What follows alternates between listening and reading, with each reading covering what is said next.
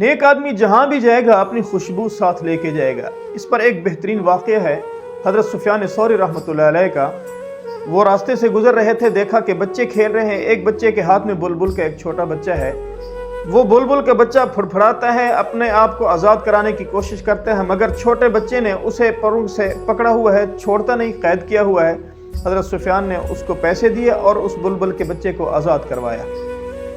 जब शाम हुई तो हज़रत सुफ़ियान सौरी ने देखा कि जिस बुलबुल के बच्चे को आज़ाद करवाया था वो बच्चा परिंदा उनके कमरे में आकर बसेरा करने लगा। फिर यूं हुआ कि सुबह को वो निकलता, दिन भर रोज़ी खाता, दाना पानी चुगता, शाम को हज़रत के कमरे में आकर रहने लगा। जिस दिन हज़रत सुफ़ियान सौरी रहमतुल्लाह अलैह का इंतकाल हुआ, लोगों ने देखा नीचे लोग कंधों पर हज़रत सुफ़ियान का जनाजा लेके जा रहे हैं और ऊपर बुलबुल का बच्चा उड़ता हुआ उनके साथ साथ जा रहा है। तदफीन से वापस आने लगे लोग तो किसी ने पीछे मुड़ के देखा, कब्र के सिरहाने वही बुलबुल का बच्चा सर को झुका के बैठा हुआ है और उसकी आंखों से मासूम से छोटे छोटे कतरे बह रहे हैं, आंसू बह रहे हैं। तीसरे दिन जाके किसी ने देखा कि बुलबुल का बच्चा हज़रत सुफ़ियान की कब्र पर मरा पड़ा है। वफादारी का बदला वफादारी है।